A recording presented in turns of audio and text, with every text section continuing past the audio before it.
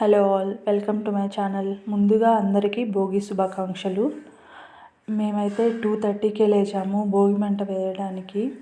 ఎందుకంత త్వరగా లేచామనేసి మీరు అనుకోవచ్చు. ఎందుకంటే మేము భోగి మంట వేసేసి తిరుమలకి వెళ్దాం అనుకుంటున్నాము ఈరోజు భోగి పండుగ రోజు.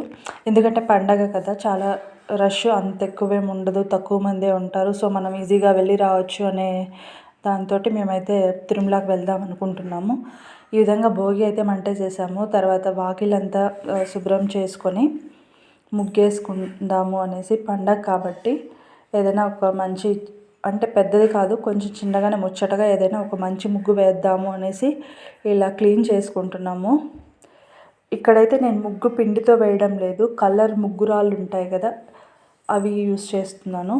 ఫస్ట్ ముందుగా ఇలా ఏదైతే ముగ్గు అవుట్లైన్ డ్రా చేసుకున్నానో క్లియర్గా, మళ్ళీ అందులోపల కలర్స్ ఫిల్ చేద్దాము అనేసి మేము ముగ్గేసే టైంకి పక్కన మా బాబాయ్ వాళ్ళు, ముందర మా పెద్దనాన్న వాళ్ళు అయితే భోగి మంట వేసుకుంటున్నారు. సో మా చెల్లి అయితే వీడియో తీస్తుంది. ఈ విధంగా కలర్స్ ఫిల్ చేసేసాము. ఫైనల్ అవుట్పుట్ అయితే ఇలా వచ్చింది. ముగ్గు ఎలా ఉందో కమెంట్ చేయండి. అంత పెద్దగా కాకపోయినా చిన్నగా ముచ్చటగా వేసుకున్నాను, టైం కూడా అంత ఎక్కువ లేదనేసి. సో అది అయిపోయిన తర్వాత ఇంక అందరూ స్నానాలు చేసుకొని ఫ్రెష్ అప్ అయిపోయి పూజ అయితే చేసేసుకున్నాము ప్రశాంతంగా. బ్రహ్మముహూర్తంలో చాలా పీస్ఫుల్గా ఉండింది. పూజ చేసుకున్న తర్వాత మేము స్టార్ట్ అయిపోయాము. కరెక్ట్గా 5 o'clockకి స్టార్ట్ అయ్యాము ఇంటి దగ్గర నుంచి. మాకైతే మా ఊరు నుంచి తిరుమలకి వెళ్ళడానికి ఒక 2 hours అయితే పడుతుంది. మా ఊరు నుంచి తిరుపతికి 1 hour, ఇంకా అక్కడ నుంచి ఒక 45 minutes అలా పడుతుంది. 45 minutes to 1 hour. So 2 hours అనమాట. మీరందరూ ఎలా భోగి పండుగ సెలబ్రేట్ చేసుకుంటున్నారనేసి కామెంట్ చేయండి. ఆ తిరుమలకి వెళ్ళాలంటే ఆ దేవుడు పిలుపు ఉంటేనే వెళ్ళగలుగుతాము. మనం ఎన్నిసార్లు అనుకున్నా కానీ గట్టిగా కొన్నిసార్లు వెళ్ళలేకపోతాము. అంతా ఆ దేవుడి మహిమ. సో ఇక్కడైతే వచ్చాము. ఇది వచ్చేసి ఈ తిరుమల బస్సెస్ కొండపైకి వెళ్ళేటప్పుడు ఒకసారి చెక్కింగ్కి ఆపుతారు కదా, అక్కడనమాట ఇది. సన్లైట్ అప్పుడప్పుడే వస్తూ ఉంది. ఆ కొండపైన పడి ఆ రాళ్ళు అలా షైన్ అవుతుంటే అది క్యాప్చర్ చేసాము, చాలా బాగుంది అనేసి. సో ఇక్కడైతే ఇంకా అన్ని ఆర్టీసీ బస్సెస్, ప్రైవేట్ వెహికల్స్, అన్ని వెహికల్స్ అయితే ఇక్కడ ఆగి చెక్ చేసుకొని మళ్ళీ స్టార్ట్ అవుతాయి అన్నమాట. అదిగో చూడండి, వ్యూ అయితే చాలా బాగుంది. ఇంకా మా బస్ అయితే అయిపోయింది, చెక్కింగ్ వచ్చేస్తుంది. మేమైతే బస్ ఎక్కేస్తున్నాము. ఇంకా వెళ్తూ వెళ్తూ అక్కడ దారిలో ఉన్న నేచర్ అదంతా చాలా బాగుంది. అది కూడా కొంచెం క్యాప్చర్ చేసుకుంటూ వెళ్ళాము. రోడ్లో పక్కన ఫ్లవర్స్ చూడండి ఎంత కలర్ఫుల్గా ఉన్నాయి. అంటే తిరుమల అంటే మెయింటెనెన్స్ చాలా బాగుంటుంది. రోడ్స్ కూడా చూడండి చాలా క్లీన్గా ఉన్నాయి. మేమైతే మార్నింగ్ టైంలో వెళ్ళాం కాబట్టి ఇంకా పీస్ఫుల్గా అనిపించింది. రోడ్స్, ఆ ప్లాంట్స్, ఫ్లవర్స్, ఇది హెవెన్, భూలోక వైకుంఠం అంటారు కదా, అలా అనమాట. నిజంగానే అట్లనే ఉంటుంది మనం తిరుమలకి వెళ్తే. ఇంకా మేమైతే పైకి రీచ్ అయిపోయాము. వెళ్ళగానే బస్ స్టాప్ నుంచి ఇది మనకి దశావతారాలు అయితే దర్శనం ఇస్తాయి. ఇక్కడ అందరూ ఫొటోస్ దిగుతూ ఉంటారు ఈ సర్కిల్లో. మేమైతే ఫొటోస్ దిగలేదు, ఇంకా వెళ్ళిపోతున్నాము. ఫస్ట్ అయితే మేము పైకి రీచ్ అయ్యేసరికి 8 o'clock అయ్యింది. వెళ్ళగానే ఇంకా వెంగమాంబ అన్నదాన సత్రంలో టిఫిన్ చేసుకొని తర్వాత దర్శనానికి వెళ్దాము అనేసి అనుకున్నాము. వెళ్తూ ఉన్నాము వెంగమాంబ సత్రంకి. ఇది వచ్చేసి నందకం గెస్ట్ హౌస్ అనమాట.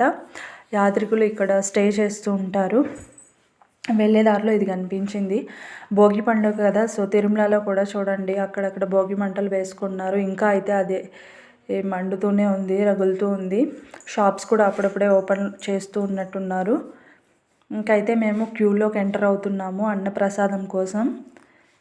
జనాలు అయితే అంత ఎక్కువ లేరు, కొంచెం పర్లేదు రష్.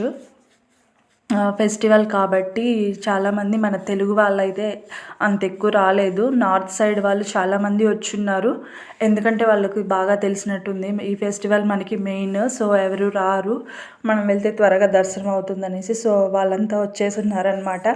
90% పీపుల్ వాళ్ళే ఉన్నారు, 10% మాత్రమే మన తెలుగు పీపుల్ కనిపించారు మాకైతే. ఇంకా ఇక్కడ వెంగమాంబ సత్రంలోకి ఎంటర్ అయ్యేటప్పుడు చూడండి సైడ్లో కూడా మనకి ఈ స్తోత్రాలు అంటారా ఏమంటారు, ఆ వాక్యాలు అయితే కనిపిస్తాయి, చాలా బాగా పెట్టారు. ఇది ఎంట్రన్స్ అనమాట. అలిమేలు మంగమ్మ వెంకటేశ్వర స్వామి చిత్రపటం అయితే ఇక్కడ ఉంది.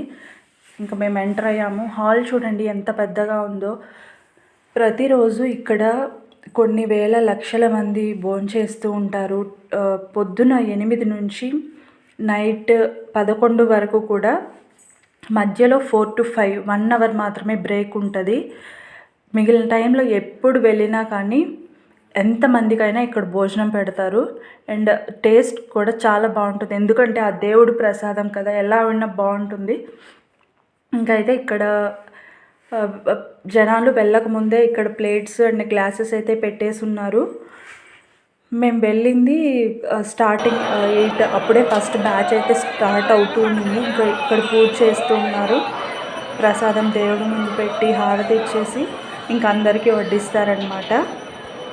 అలా గోవిందా గోవిందా అంటూ అందరూ ప్రేయర్ చేసి హారతి ఇచ్చి దేవుడికి ప్రసాదం పెట్టి నైవేద్యం తర్వాత అందరికీ వడ్డిస్తారనమాట. మేము కూడా అయితే ఫస్ట్ టైం చూస్తున్నాము ఇక్కడ. అంటే ఎప్పుడు ఈ టైంకి రాలేదు. మేము ఎప్పుడు వచ్చినా ఆఫ్టర్నూన్ అలా వస్తాము. ఈసారి ఫస్ట్ టైం ఇలా 8 o'clockకే రీచ్ అయిపోయాము. సో ఇది చూడగలిగాము. చాలా బాగా చేస్తున్నారు. ఇదైతే మనసుకు చాలా ప్రశాంతంగా ఉంది. అన్నదాత సుఖీభవ అనేసి అందరూ ఇక్కడ భోంచేసిన వాళ్ళందరూ కూడా దీవించాలి. ఇంక ఇలా ట్రాలీలో ఫుడ్ వేసుకొని వచ్చేసి అయితే ఇలా అందరికీ వడ్డించేస్తారనమాట ఆర్గనైజ్డ్గా.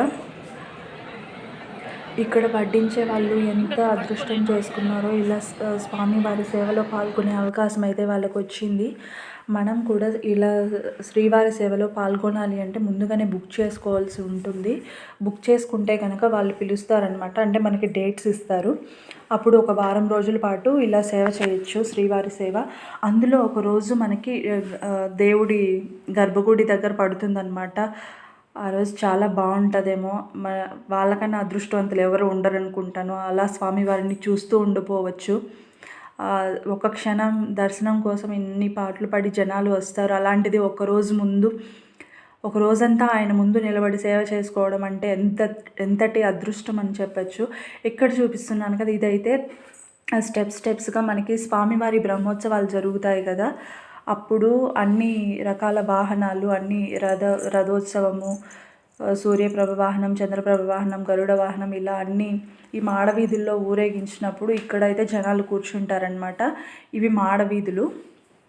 ఇంకైతే మేము వెళ్తూ ఉన్నాము. వరాహస్వామి వారి ఆలయం దాటుకొని వెళ్తూ ఉన్నాము. ఇంకా అక్కడక్కడ భోగి మంటలు కనిపిస్తూనే ఉన్నాయి.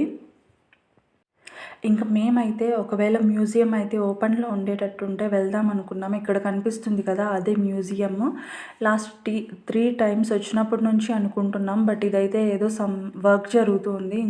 సో ఇంకా క్లోజ్డ్లో ఉంది, ఇది ఇంకా ఓపెన్ చేయలేదు. ఒకసారి వెళ్ళాము, చాలా అంటే చాలా బాగుండింది. అందుకే నాకు మళ్ళీ వెళ్ళాలనిపిస్తుంది. బట్ అది అన్ఫార్చునేట్లీ అది క్లోజ్డ్లో ఉంది. ఇక్కడ చూసారు కదా, స్వామివారి ధర్మరథం అంటారు. ఇలా ఫ్రీ బస్సెస్ మనం కొండపైన ఒక ప్లేస్ నుంచి ఇంకొక ప్లేస్కి వెళ్ళాలంటే ఇలా తిరుగుతూ ఉంటాయి. ఇక్కడ చూడండి, నార్త్ పీపుల్ అయితే చాలామంది కనిపిస్తూ ఉన్నారు. ఇంకా మేము దర్శనానికి వెళ్ళాము. కంపార్ట్మెంట్లోకి ఎంటర్ అయిన తర్వాత 1 hour వెయిట్ చేసాము అంతే కంపార్ట్మెంట్లో. తర్వాత మళ్ళీ దర్శనానికి వదిలేశారనమాట. దర్శనం అయితే చాలా బాగా జరిగింది. ఎవరు లాగలేదు. మామూలుగా అయితే లాగేస్తూ తోసేస్తూ ఉంటారు కదా, ఈరోజు అయితే అలా ఏం లేదు. చూసినంత వరకు చాలా బాగా అయితే దర్శనం జరిగింది. చాలా పీస్ఫుల్గా ప్రశాంతంగా ఉన్నింది. ఇంకా అలా అయితే మా దర్శనం కంప్లీట్ చేసుకొనేసి మేమైతే రిటర్న్ అయిపోతూ ఉన్నాము. వచ్చే దారిలో చూడండి, ఇక్కడ ఒక గుడి కనిపిస్తుంది. మేమైతే బస్సులోనే వెళ్ళి బస్సులోనే వచ్చాము. మధ్య దారిలో చూడండి, కాలినడకన వెళ్ళే భక్తులు కూడా కనిపిస్తూ ఉన్నారు. సో ఇది అలిపిరి నుంచి వెళ్ళే రూట్ అనమాట. మనకు కాలినడక ఆ దారి కనిపిస్తుంది కదా, అది. ఇక్కడికి చూడండి, కొండ చర్యలు, ఆ బండరాళ్ళు చాలా బాగున్నాయి. మధ్యలో అక్కడ నీరు ఊటలాగా కారుతుంది. అదంతా చూడడానికి ఎంత ప్రశాంతంగా ఉంది అంటే క్లైమేట్, నేచరు ఎంతైనా 7 కొండలు కదా, అలానే ఉంటుంది. ఆ దేవుడి మహిమ ఏమో. That's all for today's vlog. Stay tuned for more videos like this. Please do like, share and subscribe my channel. Thank you.